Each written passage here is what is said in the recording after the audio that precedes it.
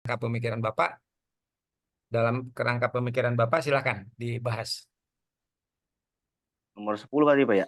Ya, halaman 10. Bentar Pak, saya cari dulu. Ini di ininya sudah ada di papan penyajiannya.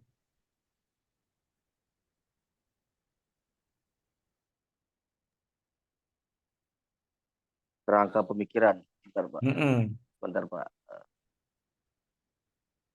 Kerangka Silakan. pemikiran Mm-mm. 2.2. Kerangka pemikiran. Catering berdiri didasari atas semakin majunya perkembangan zaman dan semakin besarnya tuntutan hidup, maka munculkan manusia-manusia modern yang dinamis dan aktif. Person. Semakin banyaknya bisnis makanan yang berkembang, tetapi tidak semuanya mampu bertahan lama karena bangkrut.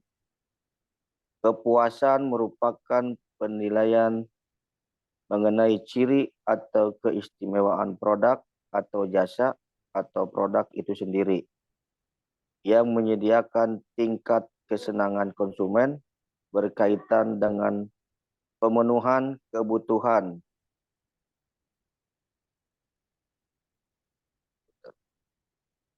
Mhm.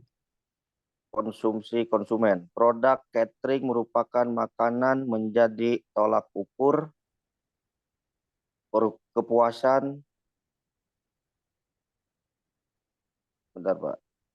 Tolak ukur kepuasan konsumen yang disesuaikan dengan kebiasaan dan pengalaman dari konsumen tersebut yang menikmati produk tersebut. Industri catering bisa bersaing dan meningkatkan pangsa pasar dengan menjaga dan memperoleh keunggulan kompetitif atas persaingannya. Hal ini bertujuan mempertahankan kepuasan konsumen sebagai faktor kunci dalam rangka untuk mempertahankan hidup pada persaingan yang kompetitif. Konsumen yang telah tertarik dan melakukan pemilihan produk jasa yang akan digunakan selanjutnya akan menilai bagaimana kualitas pelayanan yang diterima, sehingga dapat diketahui tingkat kepuasan konsumen. Oleh karena itu, perusahaan agar dapat bersaing harus menyediakan jasa yang mempunyai kualitas pelayanan yang tinggi dan berkesinambungan.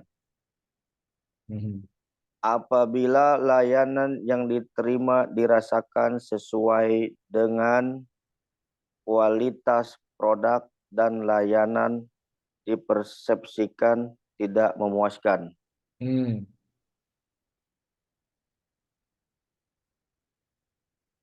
Lanjut Pak, masih Pak. Ya, terus lanjut. Saya merespon. Bab 3 pembahasan. Nah, itu loncat aja Pak ke kesimpulan langsung. Kesimpulan. Ya, halaman 27. Bentar Pak. Ringkasan.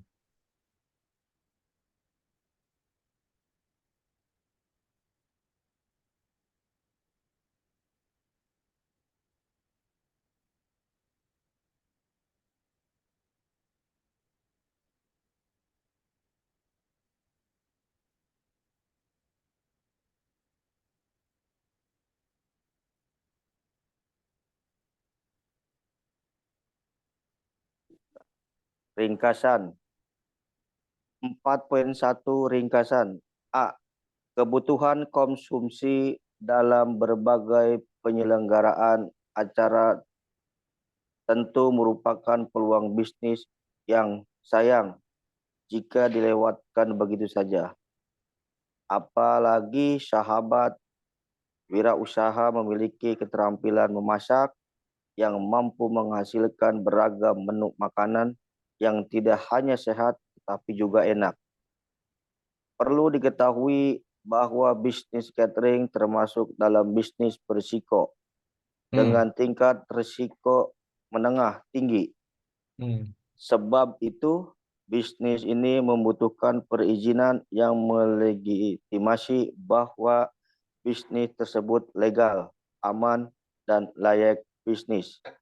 Catering diatur dalam Permen Rakyat Nomor 4 Tahun 2021, yang mana bisnis ini dibagi menjadi 2 klaster, yaitu jasa boga untuk suatu event tertentu, event catering dengan nomor KBLI 56210, dan penyedia jasa boga periode tertentu dengan nomor KBLI 56290. B. Bukan rahasia lagi bahwa mengembangkan bisnis catering membutuhkan strategi untuk mendapatkan pelanggan baru sekaligus meningkatkan penjualan dalam bisnis pelanggan yang sudah ada. Tanpa penjualan tidak ada keuntungan. Begitupun dengan bisnis catering, saat ini sudah banyak tips penjualan catering, tips manajemen penjualan catering, tips penjualan perhotelan atau strategi penjualan catering hotel. Dan tampaknya setiap orang memiliki formula rahasia masing-masing untuk mengembangkan bisnis mereka. C. Bisnis catering bermula dari bisnis rumahan yang pengelolaannya cenderung dengan pengalaman dan sistem manajemen catering yang terbatas. Meski saat ini ada banyak bisnis catering yang mulai berkembang menjadi bisnis besar, tapi tak bisa dikatakan bahwa bisnis tersebut telah dikelola secara profesional. Terlebih jika masih mengelolanya secara manual. Dalam pengelolaan bisnis secara profesional juga harus memperhatikan banyak aspek seperti pengelolaan sumber daya manusia yang handal, kualitas produksi, citra merek, keuangan, serta administrasi. Lanjut Pak ya. Ya, oke. Dengan banyak aspek akan lebih baik jika mengelola bisnis dengan bantuan sistem ERP. Ada banyak jenis sistem ERP dalam bidang pengolahan catering. Salah satunya adalah sistem manajemen catering. Sistem ini mampu menunjang proses operasional bisnis catering mulai dari pengolahan pesanan dan promosi, manajemen menu, dan standarisasi resep untuk semua outlet cabang, hingga pelacakan pengiriman pesanan kepada pelanggan, sehingga manajemen menjadi lebih efektif dan efisien. 4.2 Implikasi. A. Manfaat hasil belajar mengenai persyaratan dalam mendirikan catering ditinjau dari kemampuan pada kriteria manfaat baik untuk para pengusaha catering, serta lebih perlu mempelajari dan memahami secara mendalam tentang pengetahuan yang berkaitan dengan persyaratan dalam mendirikan catering, sehingga memiliki kemampuan dalam menguasai pengetahuan bisnis catering secara optimal untuk kesiapan usaha catering. B. Bagaimana penetapan strategi catering?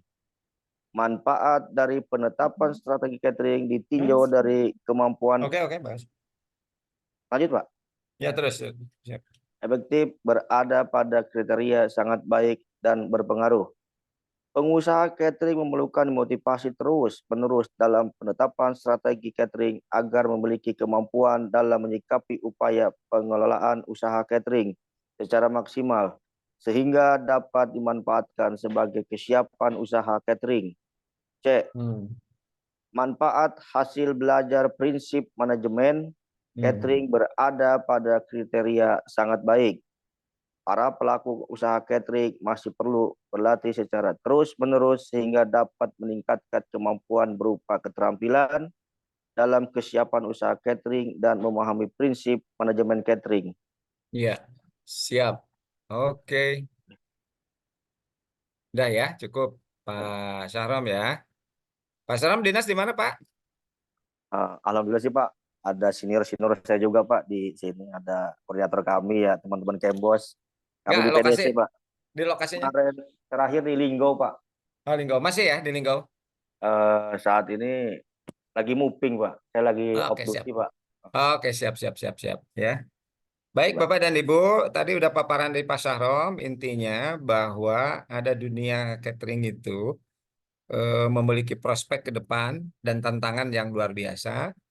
Kemudian yang kedua, bahwa di dalam mengelola bisnis catering ini tidak tidak bisa hanya tradisional atau biasa-biasa saja secara alamiah, tapi perlu adanya ilmu pengetahuan dan teknologi kebaharuan. Sehingga menurut Pak Sahrom perlu adanya proses pembelajaran terus-menerus untuk mengelola bisnis catering menjadi bisnis manajemen catering yang tujuannya bisa tercapai secara efektif dan efisien, ya.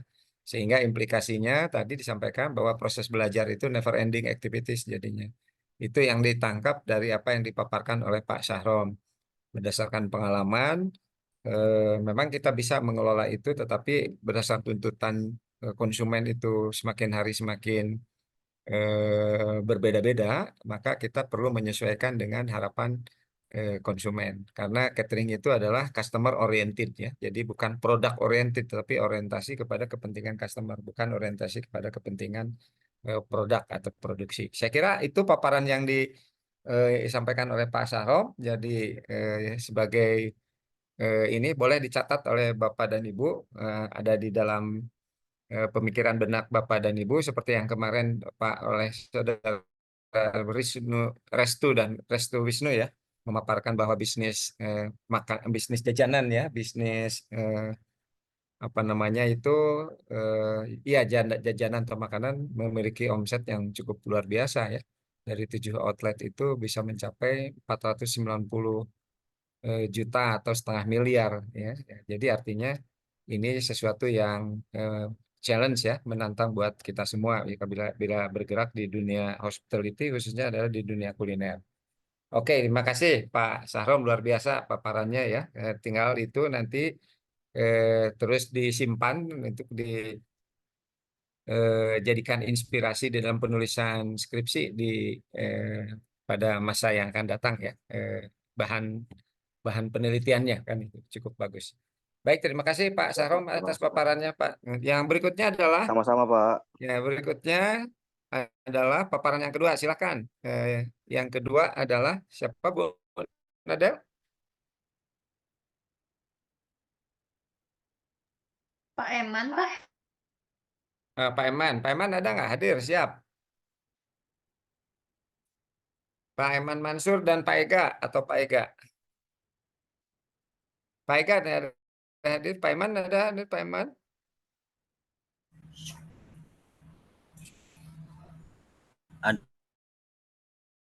Ada Pak.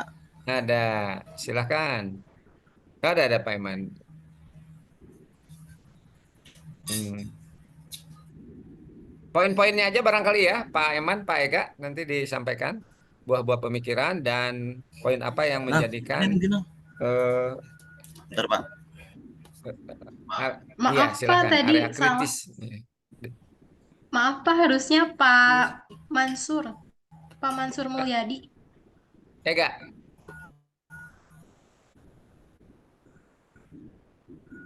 Pak Mansur Mulyadi. Ya udah silakan, sudah siap siapa? Ini Pak Ega udah Betul baik Pak. Ya siap, sudah nanti Pak Mansur dulu dipersilakan Pak Pak. Mansur dulu, silakan Pak Mansur. Siap.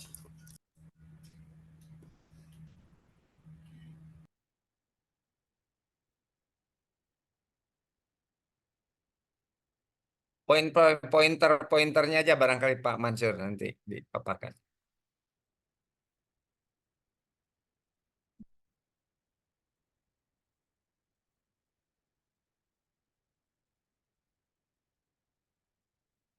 Ibu Pipi, selamat malam. Apa kabar?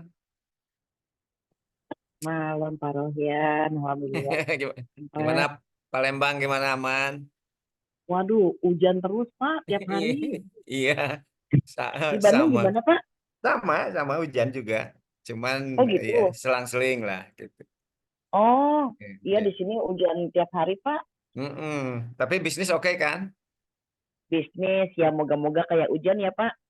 Mengalirnya nih sebelum bulan puasa Pak. Iya, saya dengar di Bandung oke ini sekarang udah Februari banyak yang oke katanya. Ya Februari udah mulai, Mm-mm. Maret udah mulai. Nanti sampai Hmm. tanggal 10 ntar turun lagi Pak Iya, puasa. sementara ya puasa. Oke, Pak, siapa lagi? Pak Andi ya.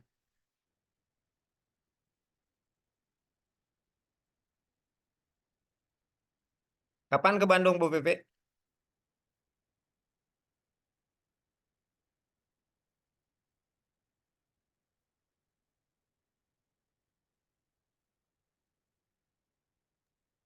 Setelah Lebaran mungkin Pak. Oh, siap.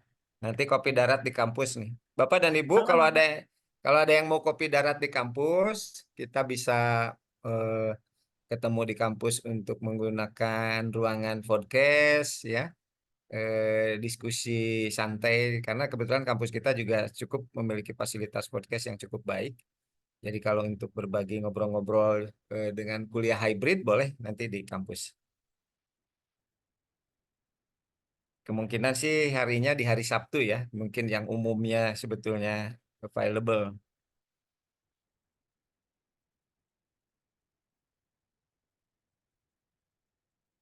Bu Dela, bisa dibantu materinya?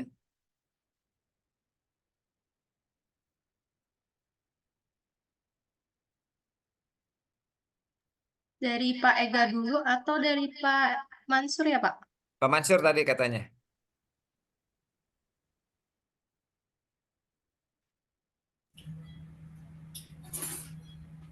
Terserah ibu aja, Bu. Pak Mansur tadi boleh-boleh. Pak Mansur yang udah siap siapa aja, Bu?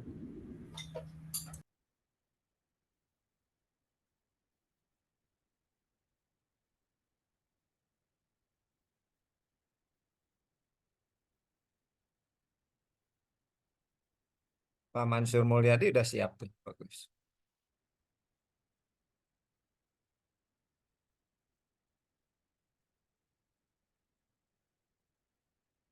Nah, ini. Monggo silakan Pak Mansur.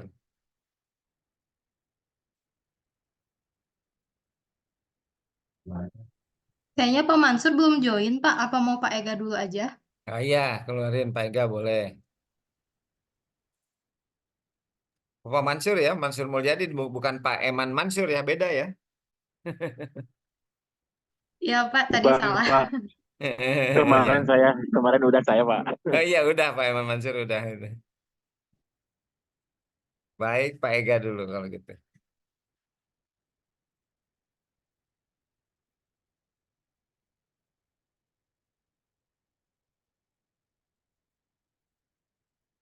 Sudah terlihat ya, Pak? Sudah.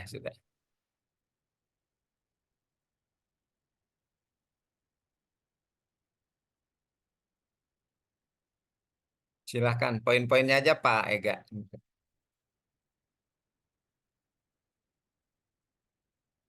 Oh, ini 7 halaman ya.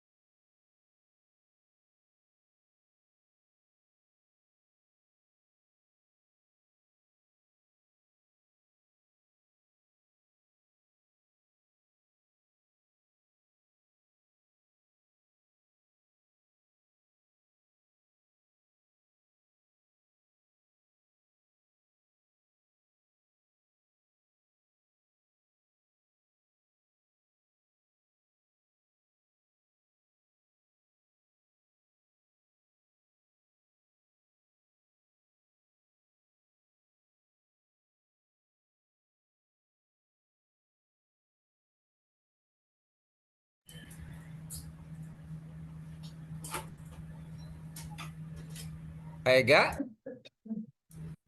Iya Pak. ya Freddy, silakan. Baik Pak. Assalamualaikum warahmatullahi wabarakatuh. Waalaikumsalam warahmatullahi wabarakatuh. Selamat malam Bapak Ibu semua. Mohon izin Bapak Ibu ya.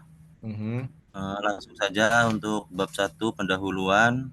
mhm, Ada 1.1 latar belakang. Di dalam kegiatan sehari-hari dalam melakukan aktivitas, kita sering tidak menduga akan mendapatkan resiko kecelakaan pada diri kita sendiri. Banyak sekali orang yang belum menyadari akan hal ini, termasuk di Indonesia, baik di lingkungan kerja, perusahaan, pabrik, kantor, catering. Orang sering menyepelekan faktor-faktor tertentu karena mereka belum mendapatkan kecelakaan itu sendiri, sehingga diperlukan cara untuk mencegah agar tidak terjadi kecelakaan yang tidak diinginkan. Selain pemberian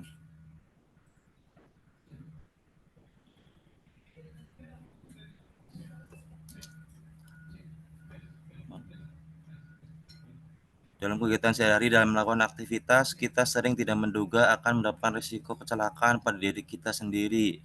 Banyak sekali orang yang belum menyadari akan hal ini, termasuk di Indonesia, baik di lingkungan kerja, perusahaan, pabrik, kantor, catering. Orang sering menyepelekan faktor-faktor tertentu karena mereka belum mendapatkan kecelakaan itu sendiri, sehingga diperlukan cara untuk mencegah agar tidak terjadi kecelakaan yang tidak diinginkan. Selain pemberian peringatan diri dan pengertian kepada orang banyak, tentu dibutuhkan alat penunjang untuk mengurangi resiko terjadi kecelakaan. Disinilah alat pelindung diri atau APD dibutuhkan. Secara umum, alat pelindung diri atau APD adalah salah satu usaha yang dapat mencegah kecelakaan guna memberikan perlindungan kepada diri sendiri. Alat pelindung diri atau APD di lingkungan kerja adalah seperangkat alat yang digunakan oleh tenaga kerja untuk melindungi seluruh atau sebagian tubuhnya terhadap kemungkinan adanya potensi bahaya atau kecelakaan kerja. Meskipun alat ini lebih sering digunakan di tempat kerja, namun juga dibutuhkan pula untuk melindungi diri dalam kegiatan sehari-hari. APD tidak mencegah insiden bahaya, tetapi mengurangi akibat dari kecelakaan yang terjadi. Poin selanjutnya adalah 1.2 rumusan masalah. Untuk yang A, apa definisi alat pelindung diri atau APD? Yang B, apa tujuan dan manfaat alat pelindung diri? C, apa saja jenis dan bagaimana fungsi dari alat pelindung diri bagi aktivitas manusia? Poin 1.3 tujuan. A, untuk mengetahui apa yang dimaksud dengan alat pelindung diri. B, untuk mengetahui apa manfaat dari penggunaan alat pelindung diri bagi kegiatan manusia. C, untuk mengetahui jenis-jenis alat pelindung diri. Untuk bab selanjutnya, bab 2, pembahasan.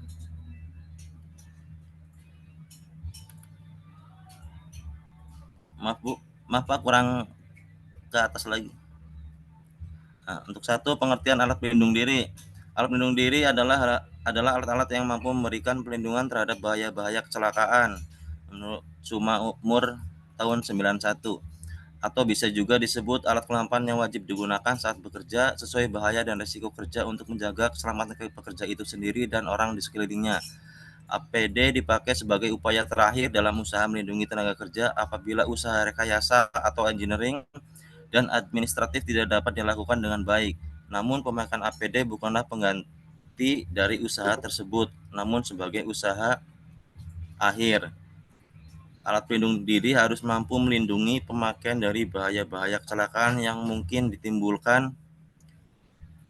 Oleh karena itu, APD dipilih secara hati-hati agar dapat memenuhi beberapa ketentuan yang diperlukan menurut ketentuan Balai Hiperkes. Syarat-syarat alat pelindung diri adalah yang A, APD harus dapat memberikan perlindungan yang kuat terhadap bahaya yang spesifik atau bahaya yang dihadapi oleh tenaga kerja. B, berat alat hendaknya seringan mungkin dan alat tersebut tidak menyebabkan rasa ketidaknyamanan yang berlebihan. C, alat harus dapat dipakai secara fleksibel. D, bentuknya harus cukup menarik. E, alat pelindung tahan untuk pemakaian yang lama. F, alat tidak menimbulkan bahaya-bahaya tambahan bagi pemakainya yang dikarenakan bentuk dan bahayanya yang tidak tepat atau karena salah dalam penggunaannya. G, alat pelindung harus memenuhi standar yang telah ada. Alat tersebut tidak membatasi gerakan dan persepsi sensoris pemakaiannya. Suku cadangnya harus mudah didapat guna memperoleh pemeliharaannya. IAPD harus dapat memberikan perlindungan yang kuat terhadap bahaya yang spesifik atau bahaya yang dihadapi oleh tenaga kerja. 2. Tujuan dan manfaat alat pelindung diri atau APD. Adapun tujuan dari penggunaan alat pelindung diri atau APD antara lain: A. Melindungi tenaga kerja apabila usaha rekayasa atau engineering dan administratif tidak dapat dilakukan dengan baik. B. Meningkatkan efektivitas dan produktivitas kerja. C. Menciptakan lingkungan kerja yang aman. Sedangkan manfaat dari penggunaan alat pelindung diri atau APD antara lain: A. Untuk melindungi seluruh atau sebagian tubuhnya terhadap kemungkinan adanya potensi bahaya atau kecelakaan kerja. B. Mengurangi risiko penyakit akibat kecelakaan. 3. Jenis-jenis alat pelindung diri atau APD. Alat pelindung diri APD catering antara lain: A. Alat pelindung bagian atas atau hairnet. Kegunaan atau fungsi untuk menutup rambut agar tidak jatuh ke makanan. B. Alat pelindung pernafasan, masker. Kegunaan dan fungsi untuk menjaga makanan agar tidak terkontaminasi oleh bakteri yang ditimbulkan oleh manusia. C. Alat pelindung badan bagian muka atau apron. Kegunaan melindungi badan dari minyak panas atau air panas. D. Alat pelindung tangan, sarung tangan plastik atau hand glove.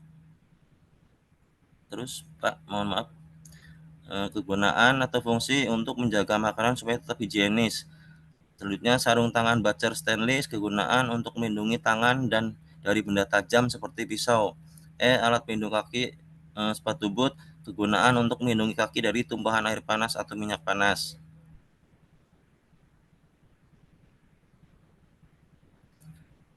Bab 3 penutup. Kesimpulan, alat pelindung diri atau APD adalah seperangkat alat yang digunakan oleh tenaga kerja untuk melindungi seluruh atau sebagian tubuhnya terhadap kemungkinan adanya potensi bahaya atau kecelakaan kerja. Manfaat dari penggunaan alat pelindung diri atau APD yaitu untuk melindungi seluruh atau sebagian tubuhnya terhadap kemungkinan adanya potensi bahaya atau kecelakaan kerja dan mengurangi risiko penyakit akibat kecelakaan. Jenis-jenis alat pelindung diri atau APD adalah alat pelindung kepala, muka, badan, bagian muka, tangan, dan kaki, di mana penggunaannya harus disesuaikan dengan jenis pekerjaannya. B. Saran: tiap pekerja sebaiknya menggunakan alat pelindung diri atau APD. Penggunaan alat pelindung diri atau APD sebaiknya sesuai dengan kebutuhan tenaga kerja. Pemantauan terhadap penggunaan alat pelindung diri atau APD harus rutin dilakukan agar dalam penggunaan lebih optimal. Baik, Mungkin itu yang dapat baik. saya sampaikan. Kurang lebihnya mohon maaf. Assalamualaikum warahmatullahi wabarakatuh. Waalaikumsalam warahmatullahi wabarakatuh. Terima kasih, Sama-sama, Pak. Pak. Ya, terima kasih, Pak Ega, Pak Rikesit ya. Makasih, Pak Ega. Jadi di dalam latar belakang ini, topiknya berkaitan dengan APD, ya. Nanti sebagai bahan masukan, Bapak dan Ibu, di dalam latar belakang ini setidaknya ada 3 landasan ya. Kenapa APD itu di APD itu diharuskan. Yang pertama, APD itu diharuskan ada latar belakang yang dilandasi oleh yuridis hukum ya, Pak Ega. Jadi di dalam perusahaan-perusahaan tertentu, terutama di tambang, ada landasan hukumnya yang melindungi bahwa setiap pekerja harus menggunakan eh, perlengkapan atau peralatan tertentu. Itu yang kedua adalah landasan normal ya, normatif ya, untuk menghindari tingkat accident ya, tingkat ancaman atau accident daripada staf atau pegawai. Kemudian yang ketiga, kondisi-kondisi atau pelaksanaan dari penggunaan APD itu masih banyak atau tidak sesuai dengan standar yang ideal. Nah, atas dasar itulah kami menulis pentingnya penggunaan APD secara yang memenuhi kualitas standar. Barulah dibahas nanti ya tuh. Jadi latar belakangnya itu pentingnya ini tadi dipaparkan mengenai pengertian APD, kemudian apa saja secara teknis, tetapi sekarang kita mencoba dilihat dari kacamata manajerial, ya, dari kacamata manajemen, kenapa APD itu penting, ya. Jadi kenapa APD penting? Itu karena ada aturan hukum yang melandasi bahwa setiap perusahaan tertentu harus menggunakan eh, apa namanya APD yang baik. Ya. Yang kedua adalah untuk menghindari inefisiensi atau kecelakaan yang terjadi. Yang ketiga masih ada di dalam implementasinya tidak sesuai dengan standar yang diinginkan. Atas dasar itulah terutama adalah di perusahaan tambang ya, bahwa itu menjadikan satu bahkan bisa diputus ya, Itu barangkali Pak Ega. Jadi bahkan bila mana ada ditemukan staf atau pegawai yang tidak menggunakan APD yang baik, ya bisa dijadikan bahwa apa namanya keberlangsungan bisnis atau kontrak dengan perusahaan itu bisa diputus. Jadi sedemikian pentingnya APD ini. Itu yang perlu ditanamkan kepada staf sehingga sangat bahkan di itu harus sudah ada sertifikasi ya. Ada sertifikasi setiap karyawan yang menggunakan standar perlindungan diri sesuai dengan tempat di mana dia bekerja. Bagus, ini nanti bisa diangkat lebih lebih ini lagi, lebih ini Pak Ega, lebih apa? Keberartiannya itu lebih dalam. Keberartiannya Baik lebih Pak, baik. dalam. Dilihat dari kacamata bisnis dan dilihat dari kacamata keselamatan pekerja. Oke, terima kasih Pak Ega atas partisipasinya. Baik, Sama-sama Pak. yang terakhir ada lagi? Yang ketiga Bu Dela.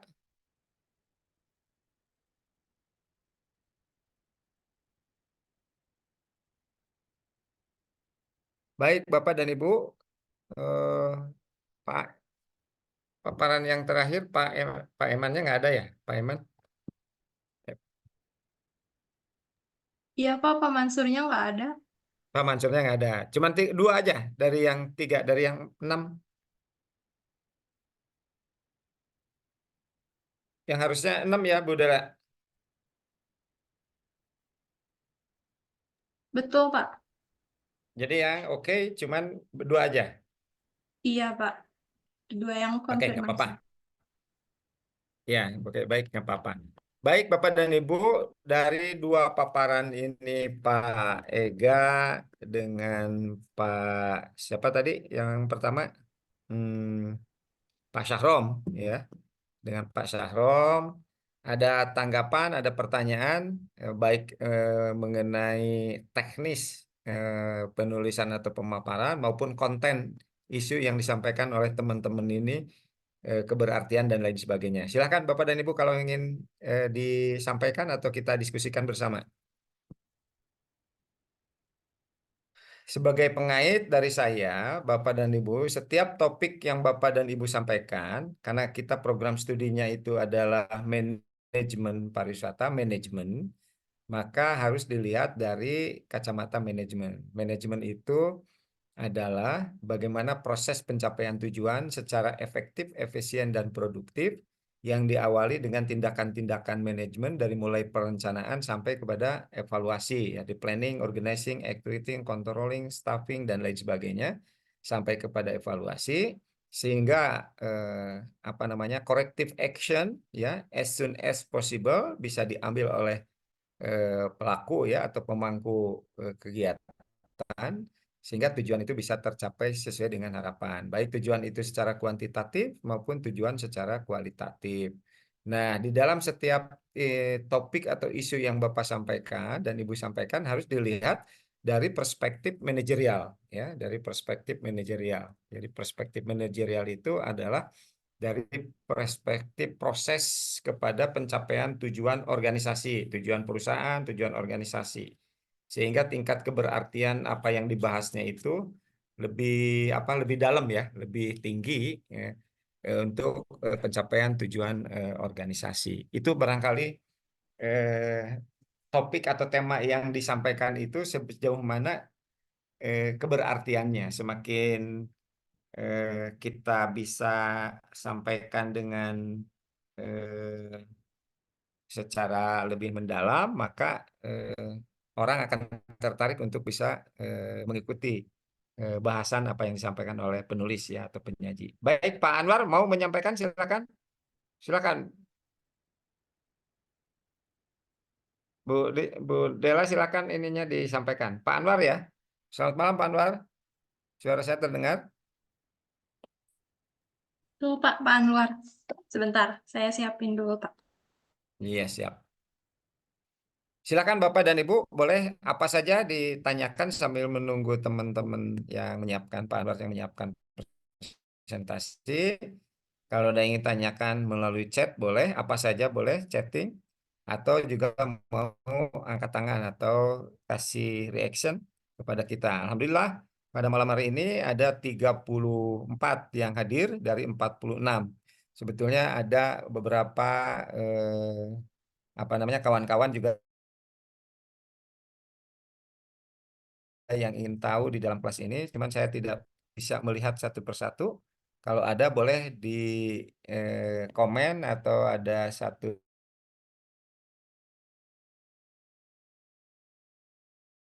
reaction sehingga saya bisa melihat siapa yang Mangga, jangan ragu-ragu kalau ada yang ingin diskusikan dan disampaikan pada kesempatan ini sambil menunggu persiapan Pak Anwar.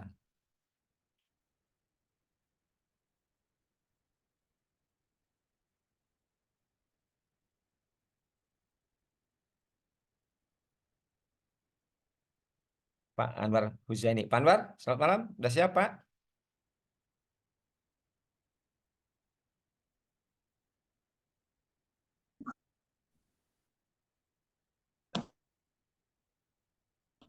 Halo. Ya, Pak Anwar.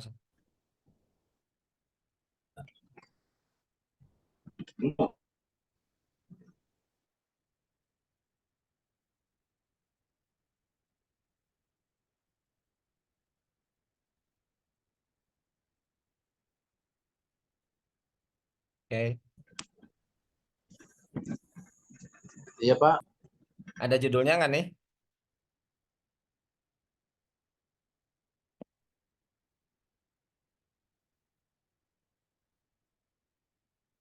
Silakan, Pak Anwar.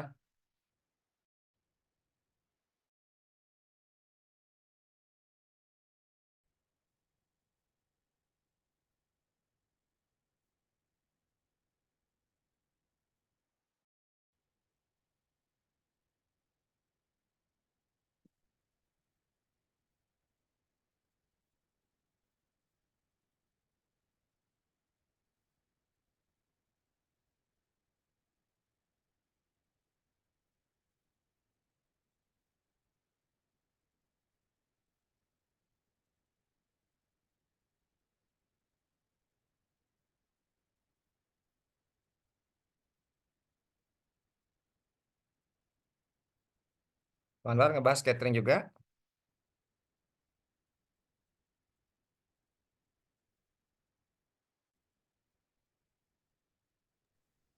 Sepertinya Pak Anwar ada masalah di sinyal, Pak. Oh iya. Baik.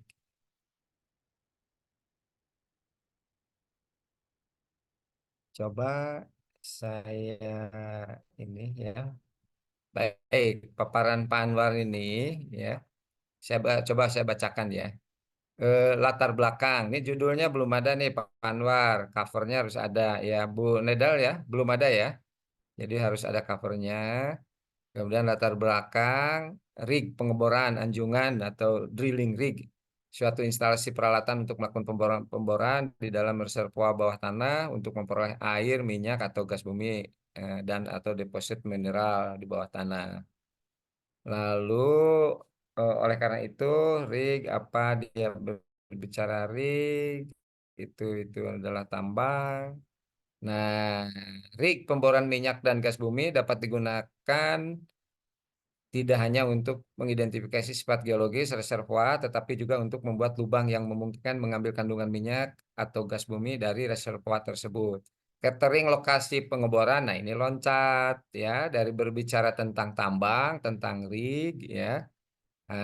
Harusnya di sini di paragraf berikutnya itu adalah butuh adanya SDM ya yang memiliki kualifikasi yang standar dan mumpuni.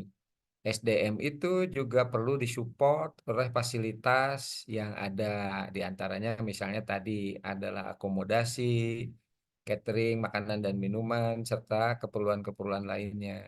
Nah, disinilah pentingnya catering yang ada di dalam perusahaan tambang itu menjadikan titik penting ya, titik krusial. Karena kalau misalnya catering mati dan stuck, kemudian SDM tidak bisa makan, maka produksi pun juga akan gagal dan itu bisa mengakibatkan fatal ya dari sisi bisnis tambang ya.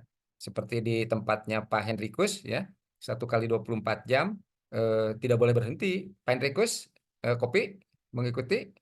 Ikut, Pak. Boleh Bapak cerita sedikit Pak, ini yang drilling ininya. Ini main bisnisnya drill, perusahaan minyak. Kalau di Bapak kan perusahaan tambang emas.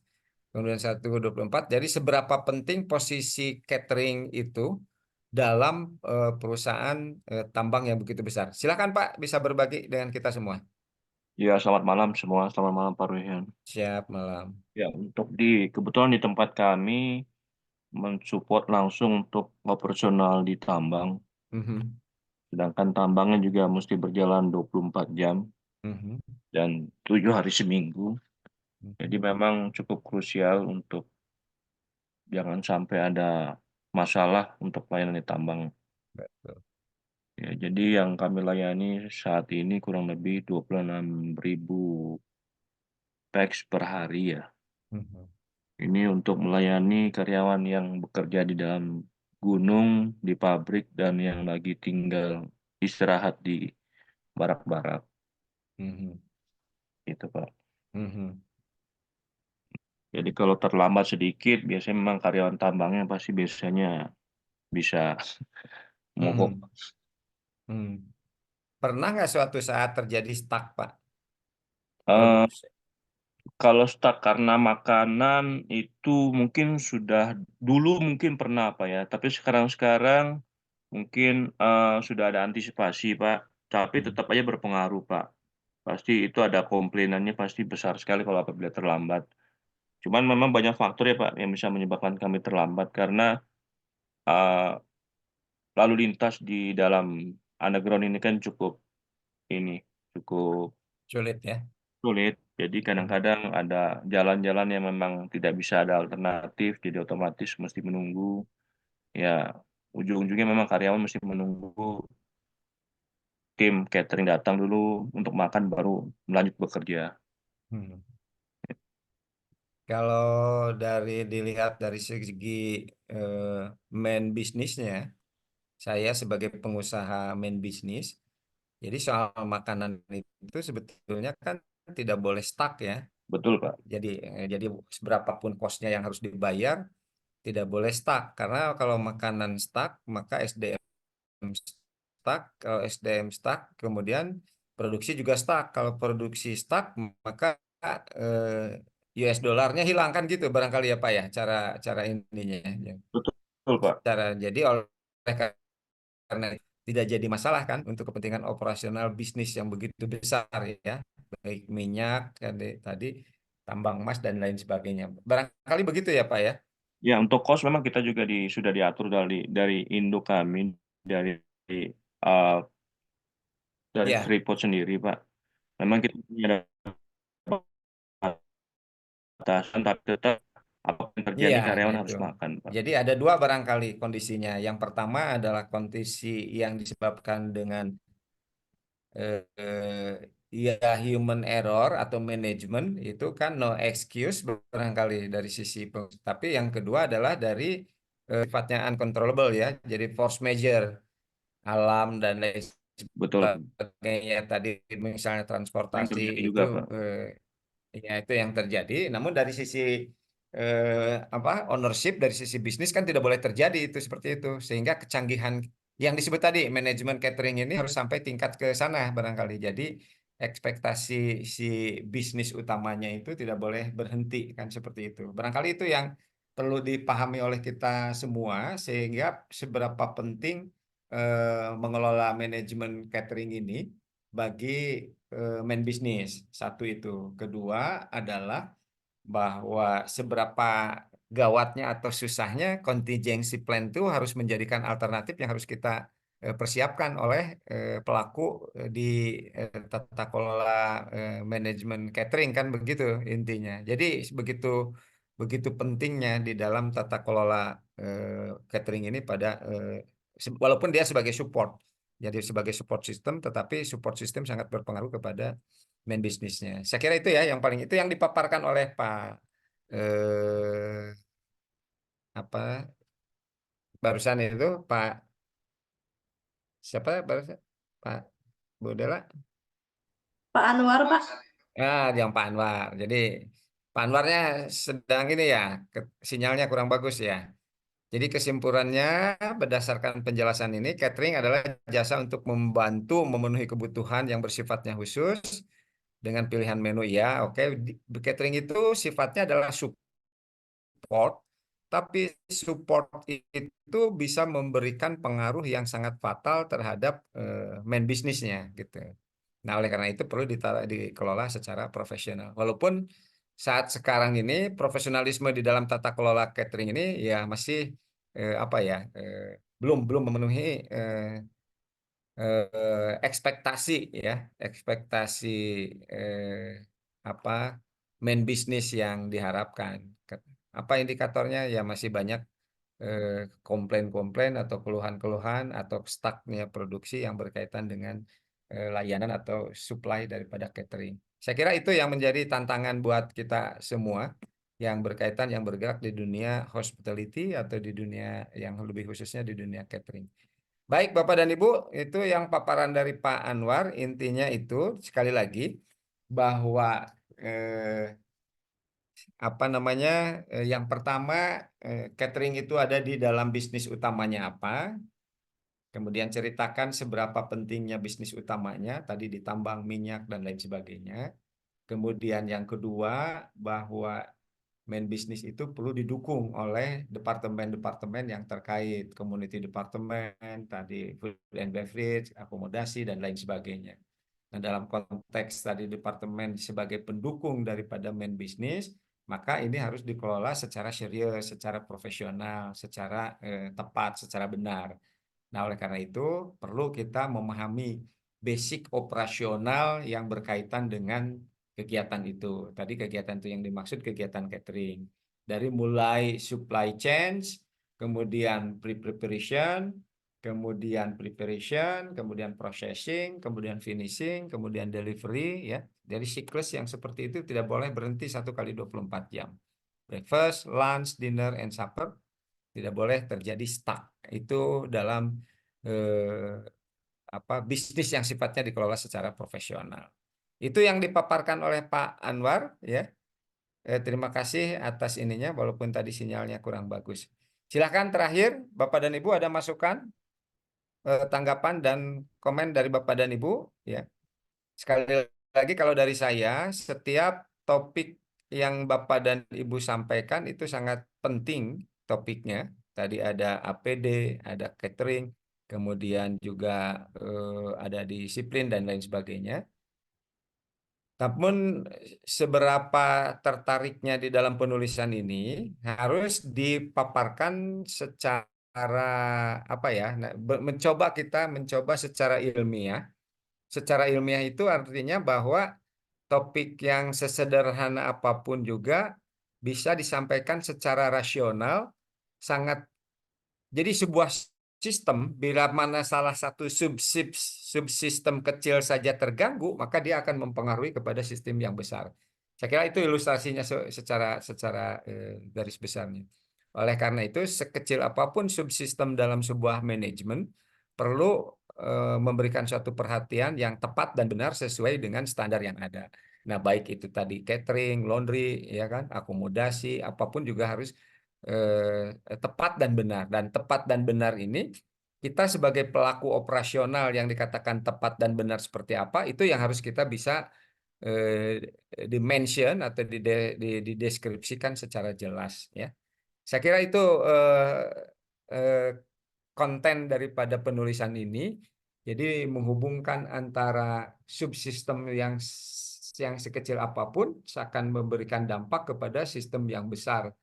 Sehingga capaian organisasi tentang efisiensi, efektivitas, dan produktivitas menjadikan sesuatu yang tidak sesuai dengan harapan. Nah, itu barangkali boleh Bapak dan Ibu nanti lebih spesifik lagi, lebih detail lagi bahasan-bahasannya itu bisa dipaparkan secara lebih. Saya kasih ilustrasi di dalam penulisan dan lain sebagainya. Boleh Bapak dan Ibu menggunakan aplikasi apa yang disebut dengan AI. Sehingga di dalam penggunaan kalimat, runutan, dan lain sebagainya, ya aplikasi itu bisa membantu Bapak dan Ibu lebih cepat. Yang paling penting di dalam proses pembelajaran kita ini, bahwa kerangka berpikir kita dan komunikasinya itu lebih sistematis, lebih terstruktur, dan lebih objektif, lebih rasional, ada data, ada faktanya, kita bisa pahami. Adapun teknis penulisan dan penyajian bisa dibantu dengan aplikasi atau asistensi dengan aplikasi-aplikasi yang lain. Kita manfaatkan saja, kita gunakan saja, tidak harus menggunakan kemampuan personal pribadi. Jadi aplikasi-aplikasi itu bisa membantu untuk kemudahan bagi kita. Saya kira itu yang dapat kami sampaikan. Bu Nadel, kapan rencana kita jadwal untuk perkuliahan mata kuliahnya yang sudah dirancang oleh pihak kampus? Di minggu lusa mungkin, Pak? Karena Ya, di nanti akan pertengahan lebih bulan ini. puasa ya. Iya, Pak. Jadi di pertengahan bulan puasa sudah ada mata kuliah yang secara runut, terstruktur, yang berkaitan dengan pariwisata, hospitality, manajemen bisnis, produksi, ya, kemudian juga code of conduct, ya, etika dan lain sebagainya yang akan dibahas di dalam mata kuliah yang sudah apa namanya divalidasi ya oleh pihak kampus, bahwa subjek-subjek yang dibahas itu pastinya adalah sangat menarik dan pastinya juga sangat penting untuk memberikan pengayaan di dalam ilmu yang terkait di manajemen pariwisata dan hospitality untuk Bapak dan Ibu semuanya. Itu barangkali. Jadi kita mencoba untuk bagaimana mengkritisasi persoalan-persoalan yang ada dalam topik dan mata kuliah yang akan dibahas di kemudian hari. Baik, Bapak dan Ibu, ada yang ingin disampaikan? Pak Faizul, sama ini belum ini ya. Siapa yang akan menyajikan di depan, Bu? Ini, Dela. Yang kemarin belum presentasi mungkin, Pak. Dari Iya, Pak Gibson, Pak Iwan. iya. Sama ada lagi, ada satu mahasiswa yang udah ngumpulin dari Pak Sutrisno. Nah, tapi belum penyajian ya. Tapi Iya, makalahnya Pak. udah ada. Ya, siap. Iya, Pak. Kalau lebih bagus lagi, Bapak dan Ibu yang bisa menyajikan dengan menggunakan PPT ya. Jadi PowerPoint yang lebih pointer-pointer apa saja yang bisa Bapak dan Ibu sampaikan, tidak harus dalam bentuk Word ya, tapi dengan PPT pointer-pointer apa sebagai buah apa pemikiran atau ungkapan Bapak dan Ibu dalam bentuk PPT sehingga lebih mudah untuk kita bisa bahas atau kita pahami. Saya kira itu. Sampai ketemu di minggu yang akan datang untuk pertemuan yang sama. Barangkali itu ya, Bapak dan Ibu. Terima kasih. Mohon maaf atas kekurangan di dalam sajian ini. Mudah-mudahan minggu yang akan datang semuanya bisa berjalan dengan lancar. Terima kasih. Assalamualaikum warahmatullahi wabarakatuh. Salam sejahtera buat kita semua. Assalamualaikum warahmatullahi Waalaikumsalam warahmatullahi wabarakatuh. Makasih, Pak. wabarakatuh. Terima Waalaikumsalam, Pak. kasih.